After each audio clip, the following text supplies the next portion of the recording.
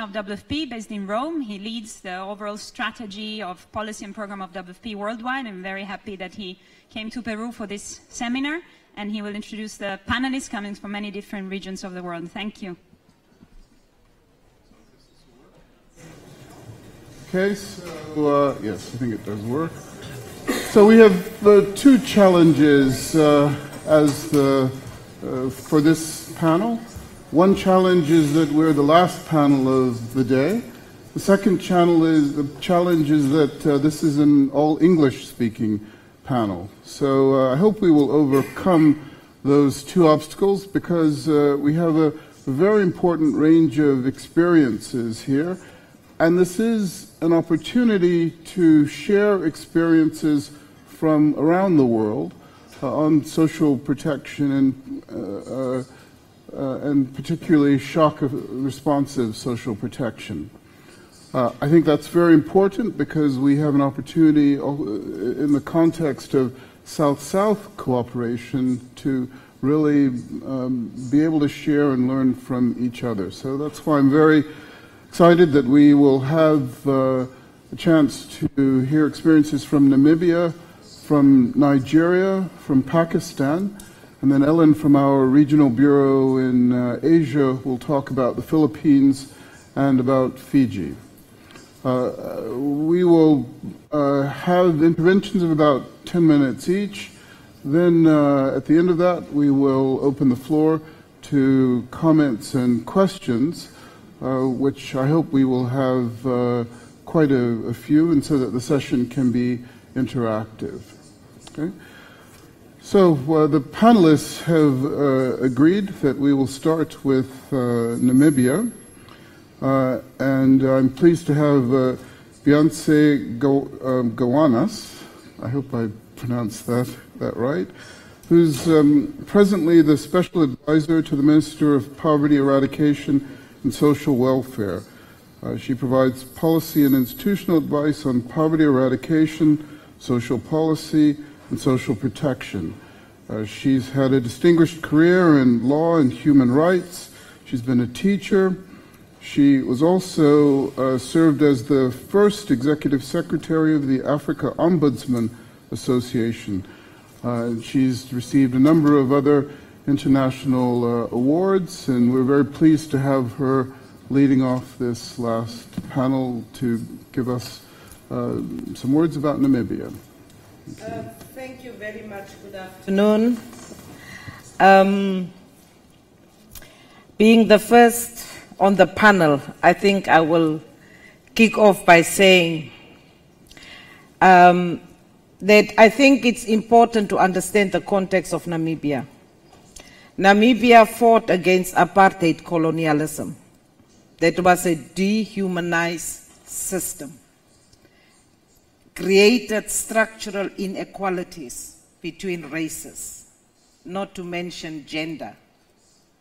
And therefore, at independence, the Namibian government adopted a constitution, and that constitution was very clear when it comes to the equality and dignity of the Namibian people.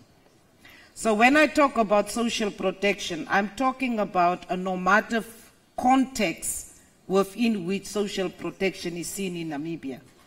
It's not just a mechanism for addressing vulnerabilities, but it's fundamental to the human dignity of the formerly deprived Namibian people. And I'm speaking specifically about black people. Namibia is also one of the countries in the world that has the highest inequality, which comes from racism and apartheid practices. So social protection in Namibia is enshrined in our constitution, and it is a basic human right. It's not a charity, neither it is just a privilege that Namibian people have got, but it's a right to dignity and social justice. So if we look at social protection in that context, then we will understand that there is, apart from the normative basis which is found in our constitution, it is backed up by policies and by laws within our country. And so Namibia is one of the few countries that have, in fact, universal pension, meaning everyone that reaches the age of 60 is entitled to a pension. Whether you belong to another private or public pension scheme, the state pension provides for everyone that is 60 and above. We have got other direct cash transfers or grants in the form of child grants, disability grants, veteran grants. Veterans meaning people that were engaged in the liberation struggle in Namibia and therefore also entitled to receive grants from the government. But apart from the specific grants, we also have in-kind transfers, and these are what we call the non-contributory grants that the government gives. But we also have contributory grants in the form of social security for people that work. The challenge that we have in Namibia is that when you are, say, 19 up to 59 and you are unemployed, you are not participating in any of the grants that I've mentioned. That is where the vulnerability comes in for those that are unemployed. We also have a very big informal economy in Namibia, where you have got the farm workers, the domestic workers, and workers that are working in the informal sector that are not covered by any of the social protection grants that we have. So I've talked about contributory and non-contributory grants, but we also have in-kind assistance that are provided by the government. And this includes the school feeding programs. It includes your subsidies, especially in basic food, the foods that generally poor people will have access to. But in the subsidies that are given, there is no identification that this is the food that is given to poor people. Generally, if it's maize meal, then it's subsidized by the government. So a person like myself also benefit from a reduced price of the maize meal that I will have access to.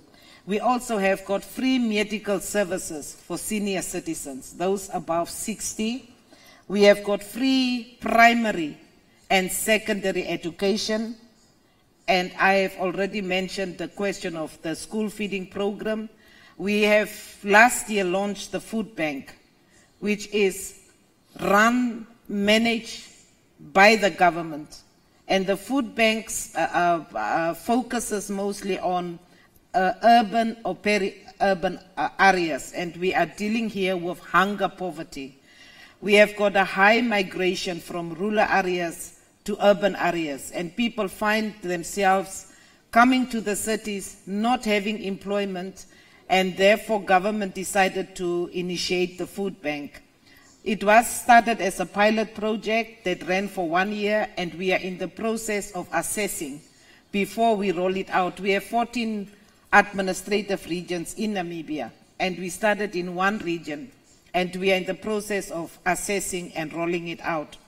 One of the things that I must mention is that our social protection program is 100% government funded.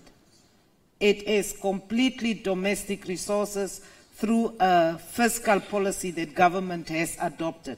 So nothing comes from aid or from, we get a lot of technical assistance, yes, but all the grants in Namibia, the social protection programs, are fully funded by government. And so there has definitely been a commitment, and the commitment, as I said, derived from the fact that we have anchored our social protection in the context of human rights and social justice, and not just because, as it was always said, there must be economic growth in order to have social policies implemented. In Namibia, we are saying investing in people also spur economic growth. So it's not the other way round necessarily. Now, in terms of disaster management, we have a directorate in the office of the Prime Minister that deals specifically with disasters. Now, Namibian disasters are mostly drought and floods. And for years, we have always thought that droughts are a once-off occurrence.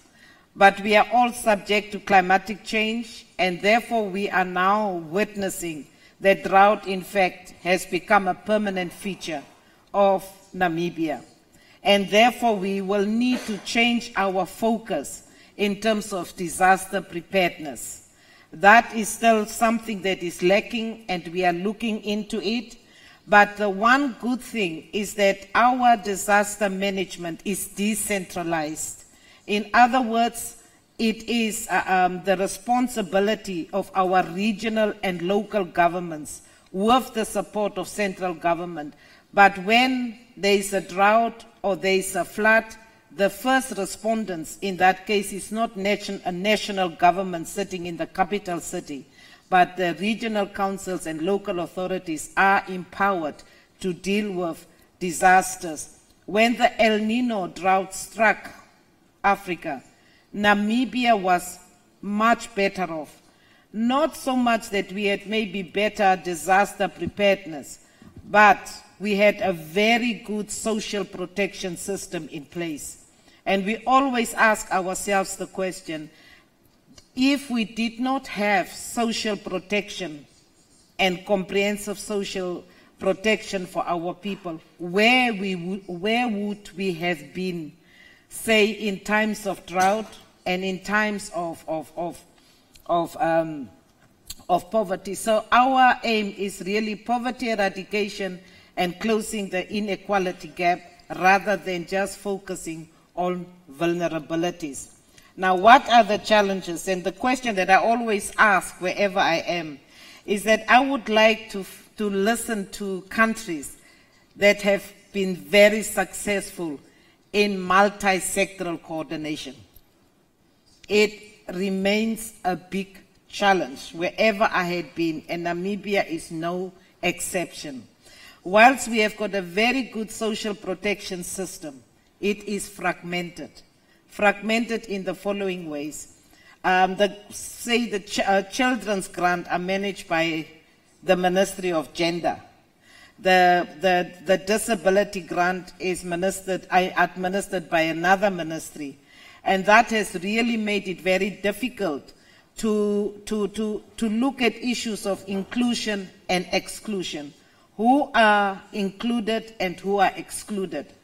So as a result of that, my ministry, the Ministry of Poverty Eradication and Social Welfare, has been mandated by government to look at an integrated and comprehensive social protection system for Namibia, which we are currently doing. We have developed a roadmap in order to reform our social protection system, including the development of a social protection policy that we do not have at this point in time. We are also looking at the whole question of identification of beneficiaries. Now, there are different systems. You have got the social registries, you have got some countries, you have got the single household registries, etc. We are studying what is the best for Namibia in terms of Namibian realities and Namibian context. So whatever system we will adapt it to suit our circumstances, because sometimes we have got a way of adopting systems that are very difficult to administer, and we also have to look at our capacity so that at the end we are not going to be accused that we don't have absorption capacity or we don't have the technical know-how as to how to deal with it. We also feel that it is one thing to have proper systems. It's another thing to have an assessment as to what is the impact of your social protection systems on the livelihood of people. Because if that is the starting point to say we are looking at the human rights, the dignity of people, then we need to aim to achieve that. And in the final, social protection systems cannot operate in isolation to the basic social services that governments should provide. That is access to electricity, to energy, access to clean water, to sanitation, and food. So that, I think, is my intervention for the day. Thank you.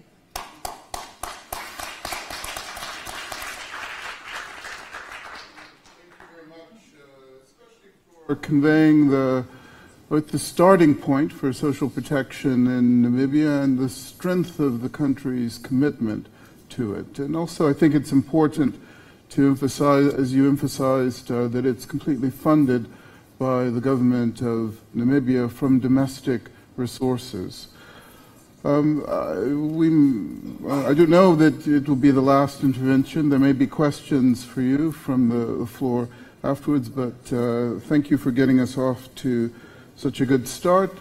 We'll now turn to Nigeria, Africa's largest, Africa's most populous country, to Mr. Ismail Ahmed, who's a lawyer, and he's currently a senior special assistant to the president of Nigeria on social investment, which is aimed at poverty alleviation. He's a lawyer. He studied international relations and political economy. He founded Teach for Nigeria, which is also aimed at quality education in the public schools. Over to you. Well, thank you very much, and thank you very much to the organizers for finding it worthy to invite Nigeria for this program. I had a long journey, so I'm jet-lagged, and I might not talk as well as my Namibian friend did. But nevertheless, whatever I say, just encourage me by clapping at the end of the day. I will appreciate it. Well, yeah, Nigeria, we are... Fortunately, we did not suffer apartheid, but we had our own, problematic and very turbulent history. It's a very young country. We're just 57 years old. At the time of our independence in 1960, Nigeria had a population of about 45 million people. Today, 57 years later, we're 180 million people.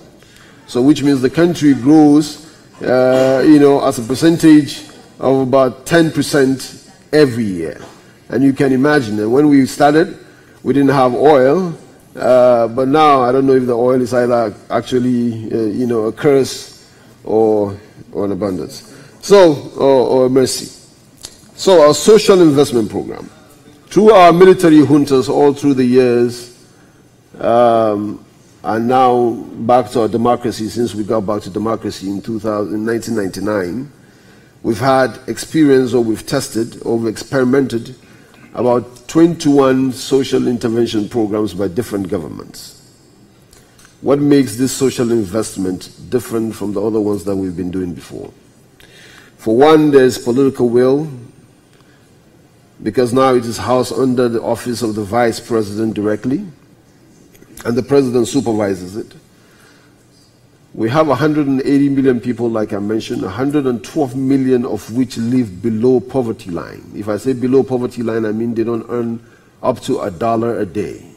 And $1 is 300 naira, and 300 naira cannot buy you a good bread in any major city, either in Abuja or in Lagos in Nigeria. That's how bad it is. We have 28 million young people who are out of jobs. Either they are unemployed, or they are underemployed, or they are unemployable. 28 million people.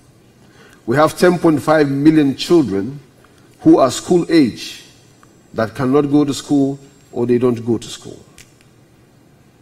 Now that's a ticking time bomb. And everybody heard the story of the Boko Haram in the northeast, the militants in the Delta. We have the farmers and the herders clashes in the central of Nigeria between the farmers and the herders, constantly happening.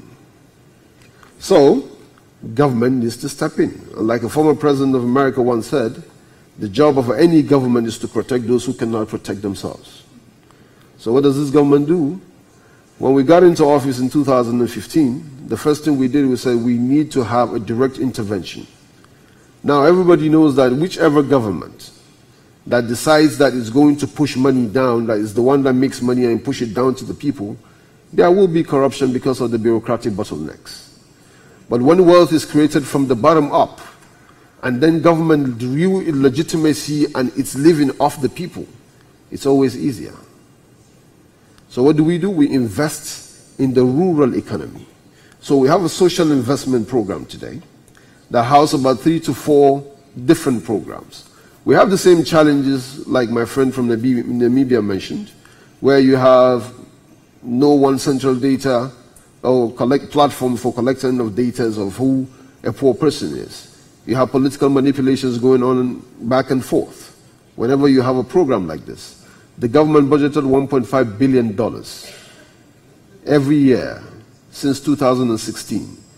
This year, cumulatively, we have been budgeted $3 billion to be able to reach the poorest of the poor. So we have 4 programs. The first program is what we call the conditional cash transfer, where we identify the poorest of the poor and the most vulnerable people in the rural community in conjunction with the World Bank, and we pay them starting stipend every month. We have what we call the N-Power. The N-Power is we realize that we have 800,000 graduates that finish universities or any school or polytechnics or colleges of education every year, and they don't have jobs. So we try to recruit those people, 500,000 of which we say we're going to push them now to education. We have half-baked education because 10 million people don't go to school, 10 million children don't go to school. So we have homegrown school feeding. Homegrown school feeding is that we feed the children in school from the food that is produced in the local community. So if the father is a farmer, we buy the food from him. If the mother is a cook, we pay her to cook, and we feed her child in school. That's what we try to do, thereby creating a ripple effect.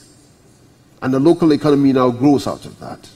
We have the Jeep loans, what we call the Government Empowerment and Entrepreneurship Program. If you have a small-scale industry, a small-scale business, we give you a loan from $100 to about $500 to be able to grow your small business from point A to point B. Now, all these things we are doing enough for a government? Maybe it is not, but it is an attempt to reduce poverty that is highly prevalent in Nigeria, and we have seen the effect so far. Because when we started, we had the 4 E's of education. The moment we started feeding in schools, we grew, there was expansion. We started feeding in about 27,000 schools in 17 states.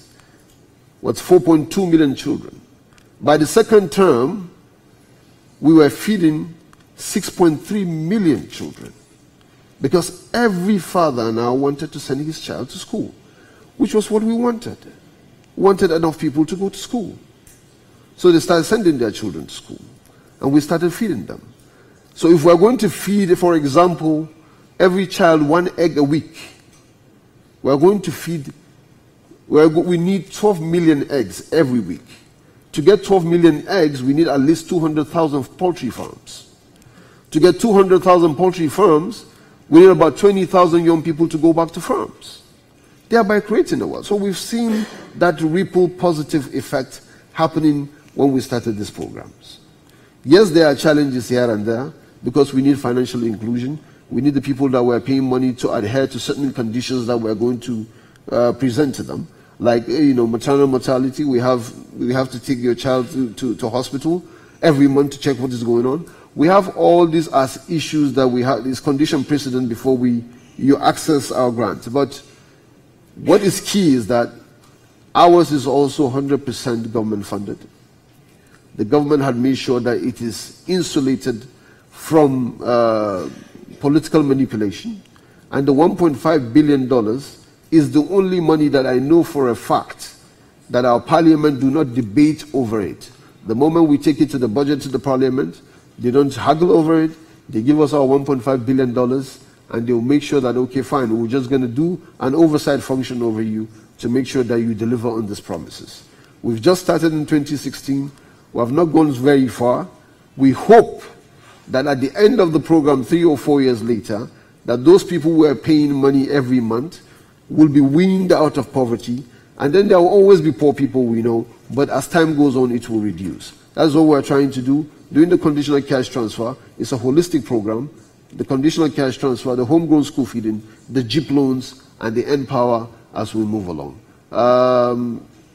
That is what we are doing generally as a government, and it is we are having some impact. The greatest success story at the end of the day will not be the longevity of the program, because we don't want the program to have a lifelong, forever, and have poor people that we're paying at the end of every month. But we want the longevity of the impact of what we are doing now, so that at the end of the day, if we are paying 1 million people this year, we'll be paying 500,000 in the next 2 years, and we'll be paying 100,000 in the next 3 years. And hopefully, there will be a point in time where we may not need to pay anybody as a poor person. Hopefully. It may not happen, but that is our goal, and that is what we are driving at. Thank you very much.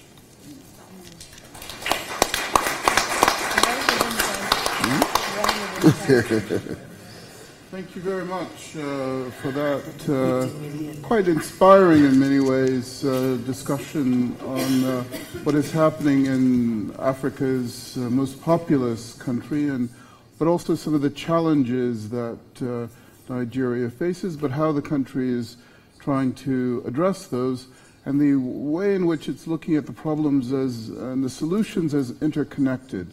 It's not that you can address one issue in isolation, but the issues are interconnected.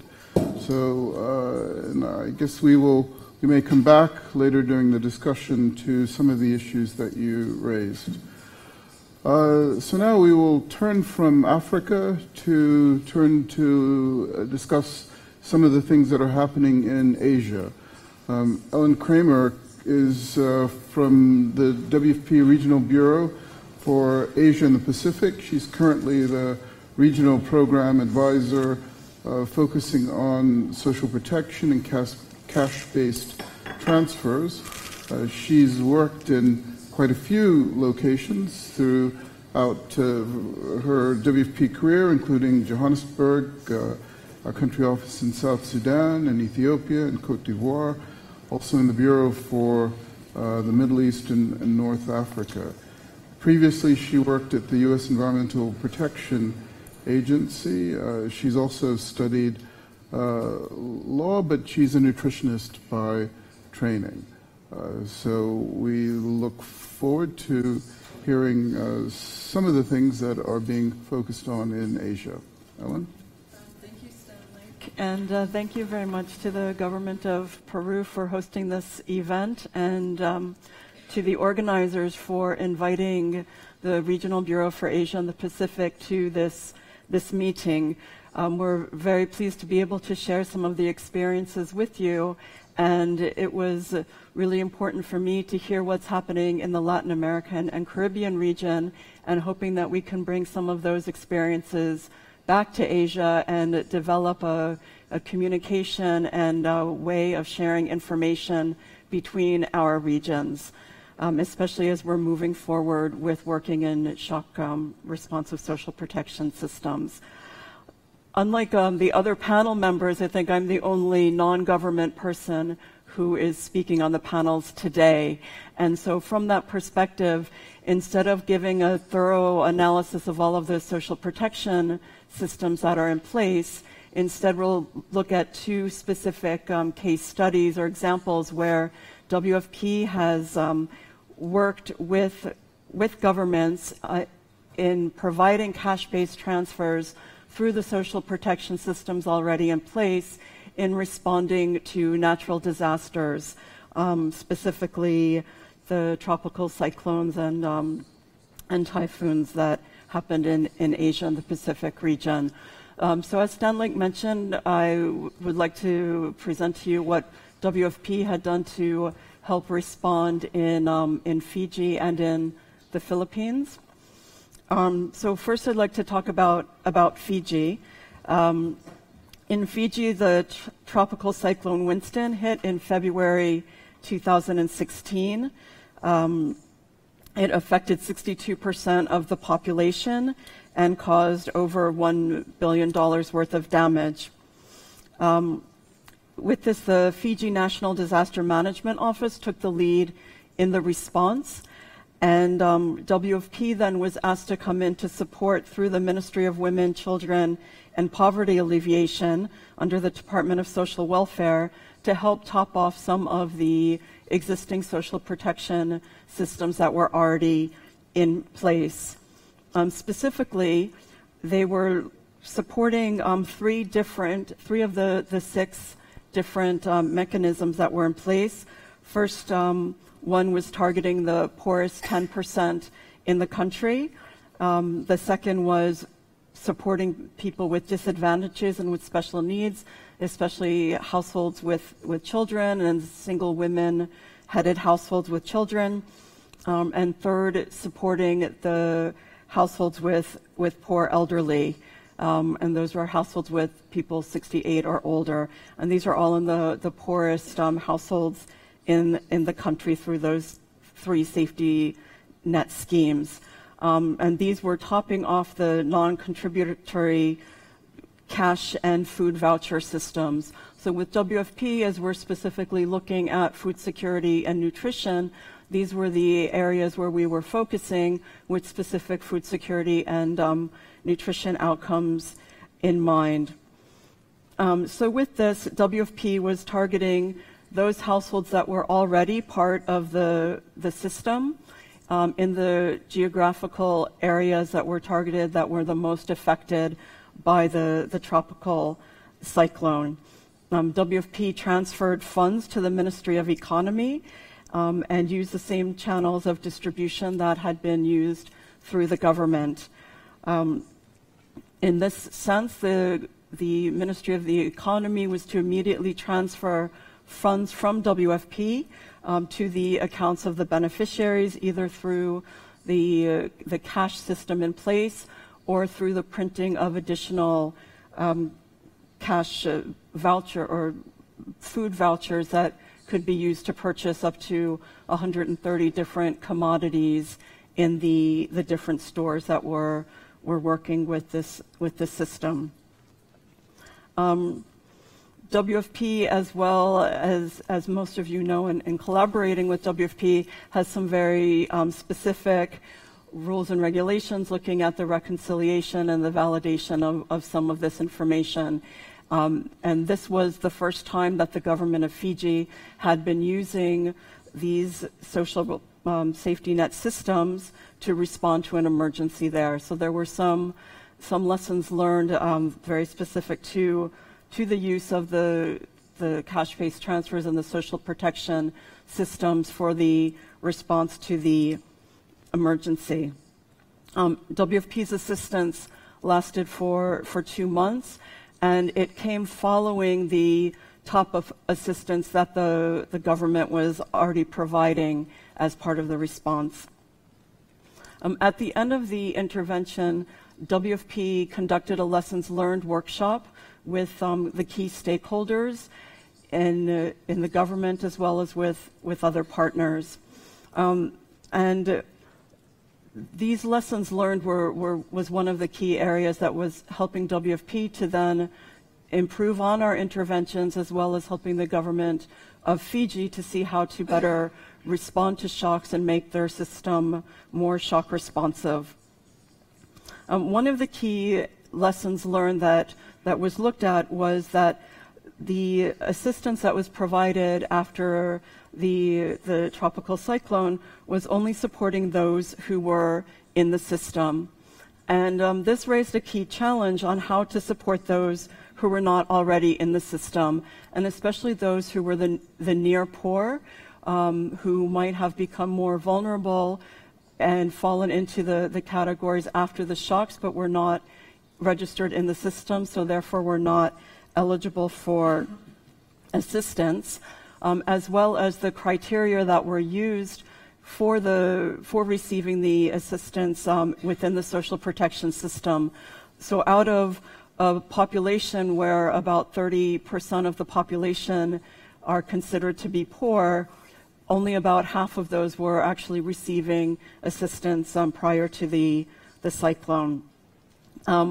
One challenge as well is that the database was not centralized, nor was it digitalized in the database that included the information for the poor in the country.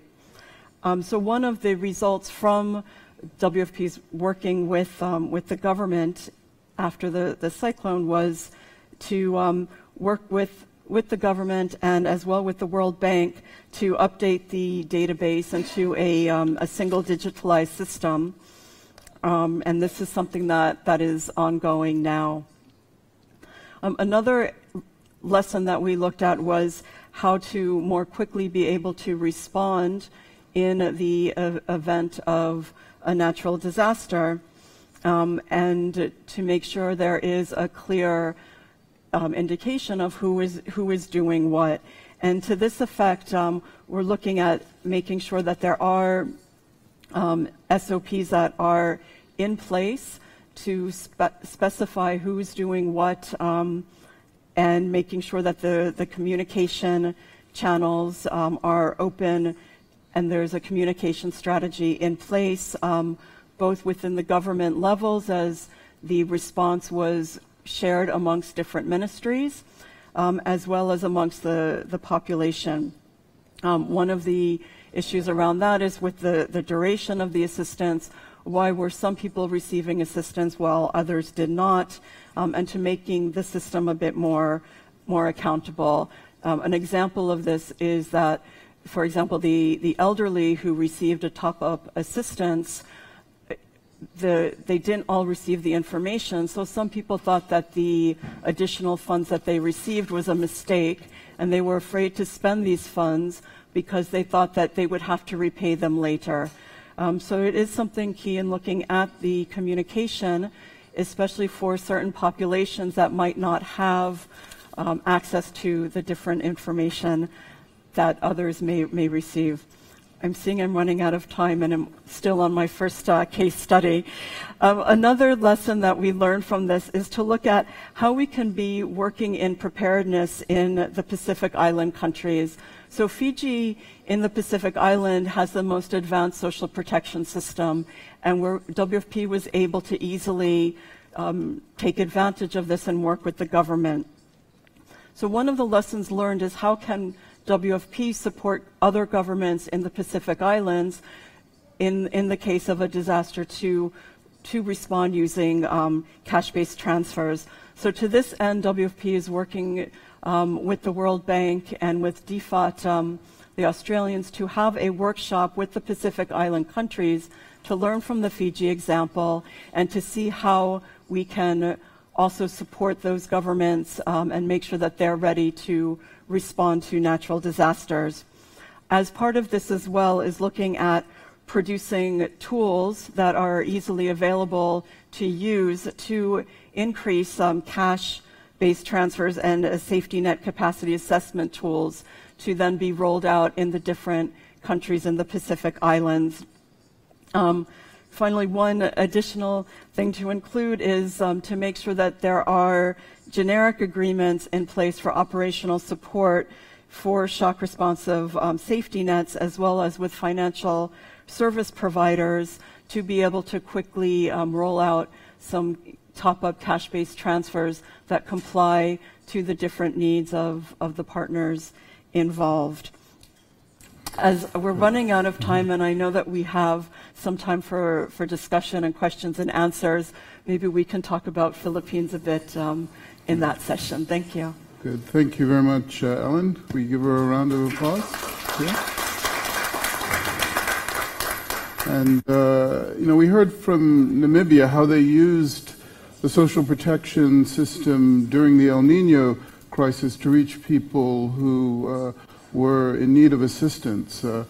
But also we just heard from Ellen how those same social protection systems can be used by WFP and other partners to reach people during disasters, but also the special challenge that you have during sudden onset disasters when people who might not be covered by normal social protection systems and the registration suddenly find themselves in need. And how do you reach those people who because of an earthquake or a sudden disaster, require assistance, but they're not part of the normal social protection systems and may therefore not be registered. And so those modalities that we and governments use to reach those people may not be available. That's a special challenge with sudden onset emergencies, and one that is applicable both for WFP and partners, but also for governments who use these modalities. Last but certainly not least, we're very pleased to have with us a very strong example from Pakistan. Ms. Marvi Memon is the chairperson of the Benazir Income Support Program, with the status of a Minister of State, and a function she was appointed to in 2015. She's a graduate of the London School of Economics, has also been a banker, started her own company on satellite tracking fleet management company. So she's been an entrepreneur. She's been an advisor to the President of Pakistan on media management. She served as a member of Parliament and had various responsibilities in that capacity as well. And so we're very pleased to have her with us today and to have her share some of the experiences from Pakistan. Hey, thank you very much. It's an absolute pleasure and an honor to be here in Peru. I'd like to thank the government of Peru and of course WFP for having invited me here. Myself and my colleague who's sitting right here are very pleased to be here because the idea really is, like we were discussing early on, to learn from each other and to do what we call success transfer. So what we do best, we share with others, and we hopefully do not repeat the mistakes that others have made so that we can do it better this time. I think reinventing the wheel is obviously a waste of money and time, and hopefully by sitting together in these conferences, one learns how not to reinvent the wheel, but how to adapt to one's own country experiences. So with that, I'd like to start by saying that the Benazir Income Support Program, which is Pakistan's largest social safety net, it's an absolute humbling experience to be leading it. It's a very special family. I would like to call it a family because we are a family which takes care of, for the moment, 5.4 million of the most vulnerable women of Pakistan, and therefore 5.4 million of the most vulnerable families of Pakistan. Our population is about 207 million, as per the latest census carried out this particular year, in fact. And so we are really taking care of those who need us most. I'd also like to put it in a context. The context is the Islamic Republic of Pakistan. And being from an Islamic country, very proudly I must say that this is part of the social ethos of Islam, that one must take care. It's an obligation. It's not something that is taken lightly. We are supposed to take care of the most vulnerable people of the country as part of the Islamic ethos and as part of Islamic laws, etc., etc. The program actually started in 2008, which is not in 1947, which is when Pakistan was born. And the reason for that is because in 2008, a political party thought it was wise to start a program which would give stipends to the poorest families, but through a political system of patronage, perhaps, by giving forms to the politicians who would then go and find the poorest people in the country and thereby, taking care of what they thought were the poorest people of the country. This system lasted from 2008 to 2010. And in 2010, we all realized that there needed to be a better system of targeting the poor. And the reason I'm giving you the background is because it links in really well with the subject for today, which is shock responsiveness for social safety nets. The fact that we, in 2010, as Benazir Income Support Program, developed a targeting system, what we call the National Socio-Economic Registry, that is the strength of the BISP, I think. A lot of people have different names for their registries. We call our registry the National Socio-Economic Registry. For us, it's not just a database. For us, it's knowing your customer, and it's knowing your customer inside out. And there are not that many organizations in Pakistan I would say we have a monopoly over this one. And we don't have a monopoly in the negative sense. We like to share this information with as many as possible. So the NSCR was developed in 2010. In 2016, since I took charge, 2015, 16, 17, we've been in the process of redoing the NSCR, meaning it's time to update the information. Any registry, as you're all well aware in the social safety net circles, needs an update every 5 years. So it's now time for an update. And the fact that we're now going through an update means that from world standards, we're trying to develop something which is bigger and better and more inclusive, has less inclusion-exclusion errors, and also caters for not just giving stipends to the poorest, but actually does a lot more than that, which actually targets development. And if you think about development dollars going into the country and development money going into the country, the more targeted that money is, the better the response will be, the more development will take place in that country. Moreover, we always see that there's a lot of development, but it's not necessarily targeted development. And therefore, a lot of economic loss is sustained in the process. And if you look at the amount of dollars which are wasted, I don't even want to go into the economics of it. They're huge amounts. So what the NSCR does is that it gives everyone an opportunity to target their subsidies, to target their development, to target what we are the biggest users. I call BIS the biggest customer of the NSCR. And so this NSCR in itself is what makes BIS special, and this is what is the future for Pakistan. Because the more you know about who's living in the country, the more you can actually help those people living in the country. I, as a politician, feel that it is the NSCR which has actually led us to be able to serve those, not just who are vulnerable and poor, but who perhaps, in a say, because climate change is a reality, whether some leaders of the world accept it or not is irrelevant, but climate change is definitely a reality wherever we live, whether it's the Caribbean or Latin America or South Asia or wherever.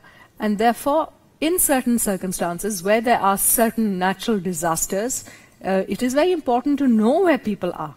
It is very, very important to know where your populations are actually situated and to be able to help those populations in a targeted way. The second product, which I feel is important, coming back again to the subject of today, which is shock responsiveness, is to be able to service them in that emergency. How can you service your people if you don't have a system of servicing? The Benazir Income Support Program has experimented with different payment mechanisms. And we started with the post office. We then went on to smart cards. We went on to mobile phone banking.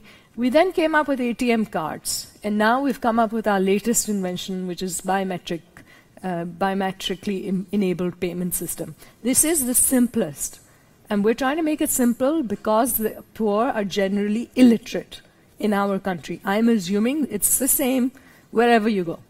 So therefore, it's very important that the payment system needs to be simple and less corruption prone, meaning less mafia prone. The more complicated, the more mafia gets involved. The more systems you create almost like an invisible economy that feeds off this particular system. So it's very easy to say, yes, we distribute money, but how do you actually distribute the money? That is the key.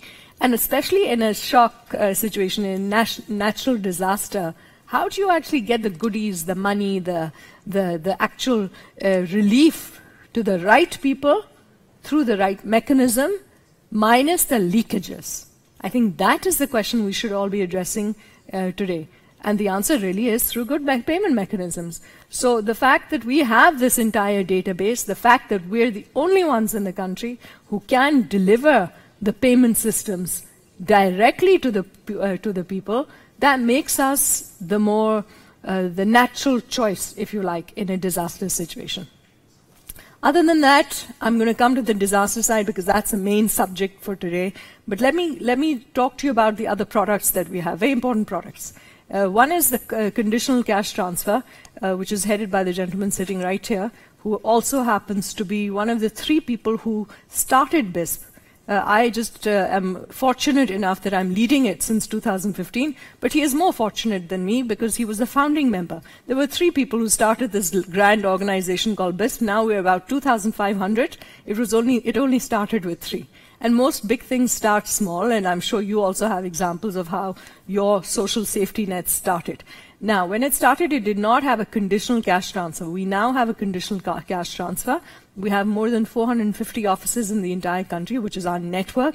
Again, I'm mentioning these numbers not for any other reason, but for you to understand in a natural disaster situation, we have the outreach that we can actually go and tackle things that perhaps other federal government, we are a federal government organization. We're not but we deal with all provinces, we deal with all regions, we deal with all local governments, because that's our mandate as per the law. So legally we are covered, number one. In terms of coordination, in terms of capacity, we have the capacity. I was talking to you about the conditional cash transfer. It's important. It takes care of education, so we pay extra to the mothers who send their children to school. We have actually brought in 1.8 million children into the school system. That means there are 1.8 million children who are not into child labor, who are not off schools. That is not a small achievement, I believe. With that comes an even bigger achievement, and something that I consider bigger than everything else. For me, there are 2 passionate things that get me passionate about BISP.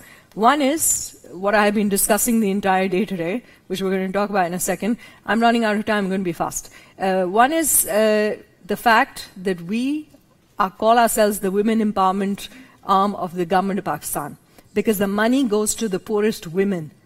So therefore, we recently won the House of Commons Democracy Award just on the basis of the fact that the women were the ones who got the money, the women are the decision-making people, and the women are the ones who are taking the lead in reducing. I wouldn't call it reduction of poverty, I call it poverty management, and we can discuss it later in the question and answer session. And the second, which gets me all very passionate, is why we're sitting here. It's all about malnutrition and stunting, etc., etc. This is a huge issue for all politicians. I'm extremely proud that I come from a country which is a nuclear power. I'll be even prouder when I can say I'm not just in a nuclear power, but I am a country with no stunting, or less stunting, with a decreasing stunting rate. So that is something that is important to me. Like I said, this is something that is not a soft subject. It's a hardcore subject. The less stunted people, the more IQ, the more nukes we can perhaps build later on. But that's just, hopefully there are no clapping on that. I'm just trying to make a point that you cannot advance as a country if you do not have the stunting sorted. So for us, the stunting is a huge issue. We're working with different people to manage it. We have impact evaluations which have taken care of malnutrition, education, health, etc., etc. I do not have time to boast about it, but what I do want to say is that there was a flood in 2010, which was a super flood. It took about 14 million people got affected, and BISP was able to support 0.7 million of these people. So you can imagine the impact and the reach of this organization.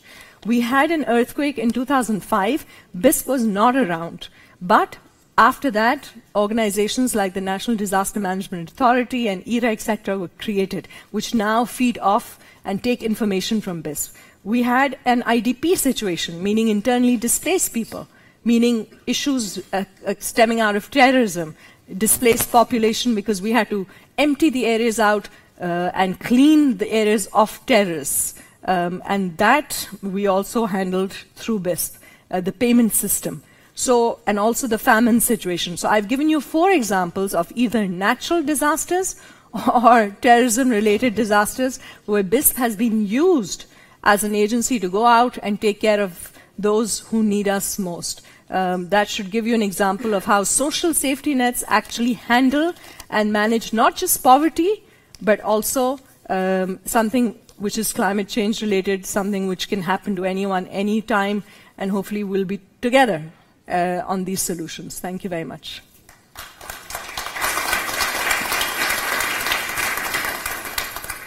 Thank you very much, and especially I'd say thank you for bringing to this panel, anyway, the discussion on gender and the particular impacts on women. I thought that was very interesting and important to hear.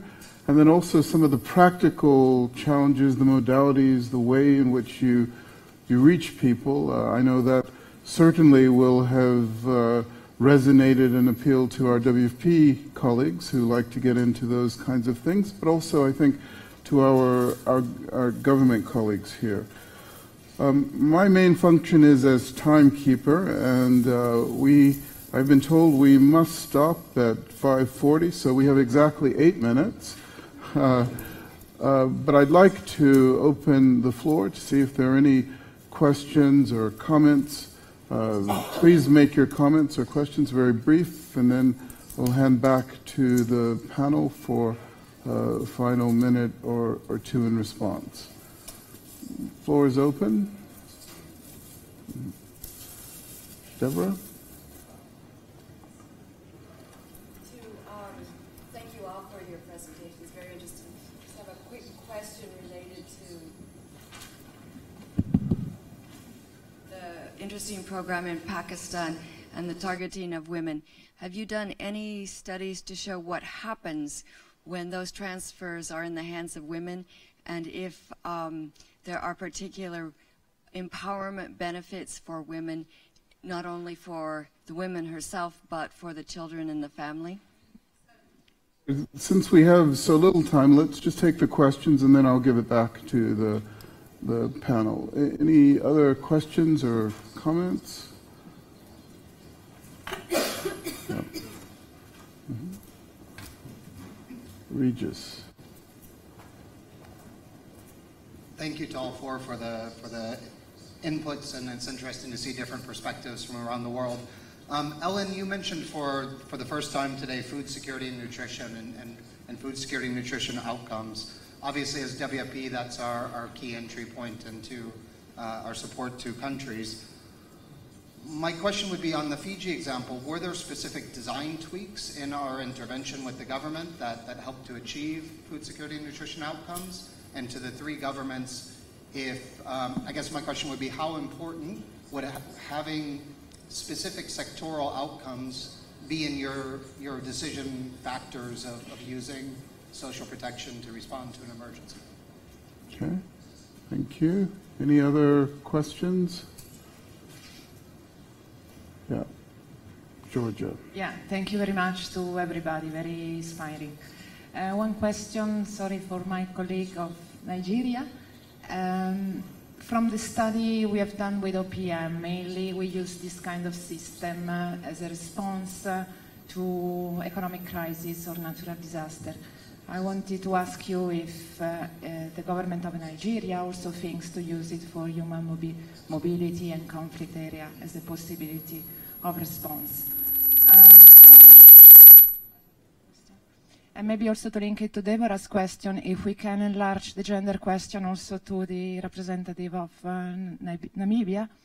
Very strong the fact that social protection is enshrined in the Constitution and is such a strong human right.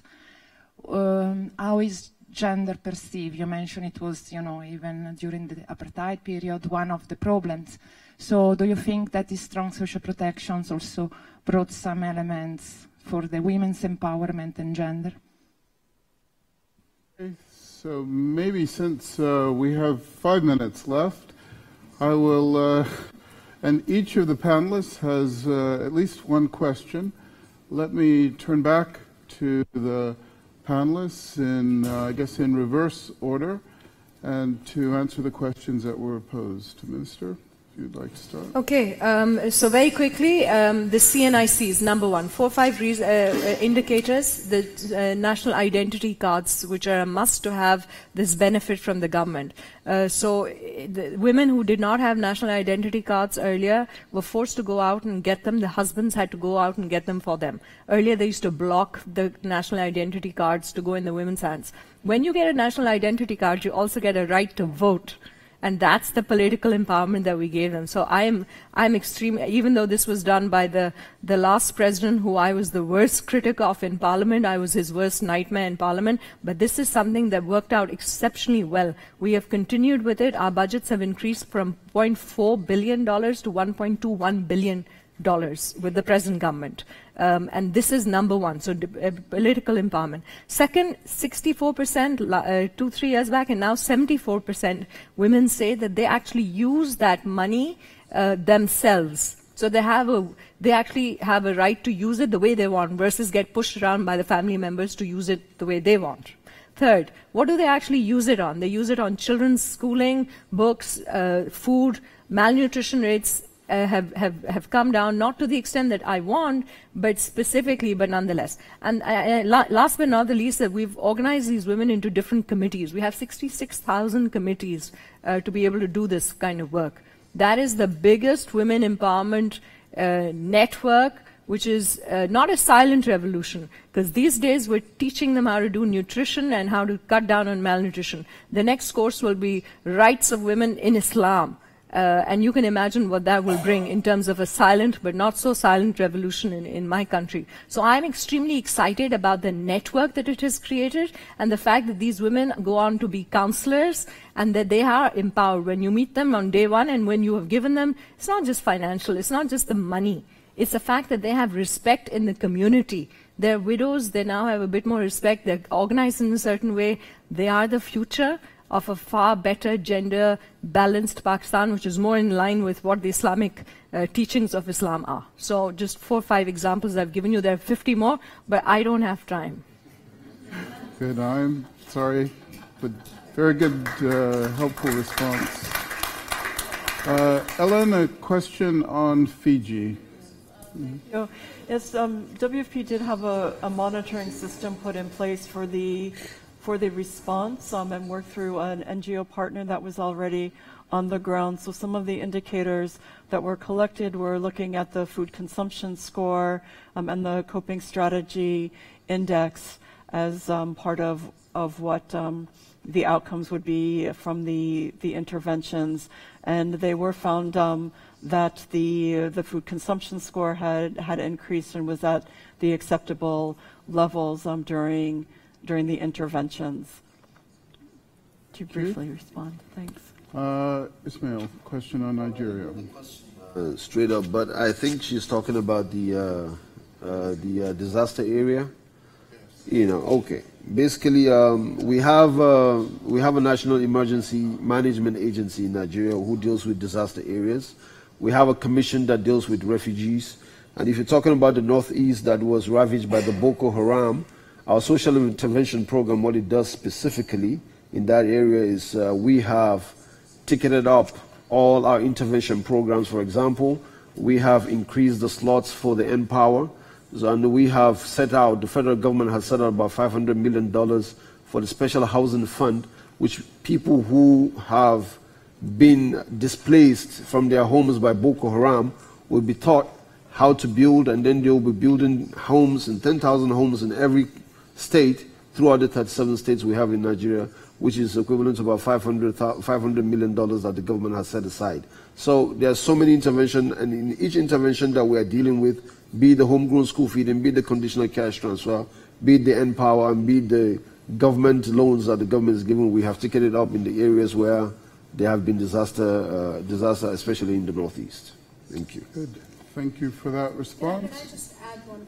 Sure. Yes, talking about loans, we're also doing loans for women, and it's interest-free loans, which works really well in an Islamic country, and non-interest-free loans just don't work as well. And these women have become economically empowered as a result of the interest-free loans. They're also doing e-commerce, the women, and right now I normally parade with their handicraft. The shawl that I'm actually wearing, which I normally wear their shawls, is actually crafted by these women also, and their e-commerce products as well. So we're trying to get them out of their villages through e-commerce versus through any other means. Thank you. May I just talk specifically on the question? You know, we would not have had the impact that social protection had if we did not have women receiving those. Because what we have discovered is, and mind you, in Namibia, we also have the phenomena of grandmothers, grandparents. Many of the children are in fact brought up by grandmothers. And without the pension that they have received, many of those children would not have had access to education or, for that matter, food on the table. So I did not bring out the issue of women's empowerment because I would go on forever. But I can tell you that, as I said, without social protection being given to the poorest of the poor, which happens to be women, we would have been in a worse situation than we were. But let me tell you, in Namibia, we are talking about 50-50. In other words, we have in 2 years, about 2 years ago, we have increased the number of women in parliament to 49%. We are just short of 1 or 2% to make it 50-50, but that was a deliberate policy of the ruling party. So when we discuss gender equality issues, I could go haywire. So I decided not to do it, not to make the men feel uncomfortable about it. Yeah. No, well, thank you. It just remains for me to express our thanks, first of all, to the panel for a very informative but also engaging session, and also to the government of Peru for hosting and organizing this meeting. And it's very timely, very topical, and provides lessons that can be shared not just through the region but globally. And also to thank our colleagues from WFP and the WFP country office here for helping to sponsor this meeting. That's all from us. So thank you, panelists. Thank you, organizers. So, excellent, excellent. Very good. Oh, sure.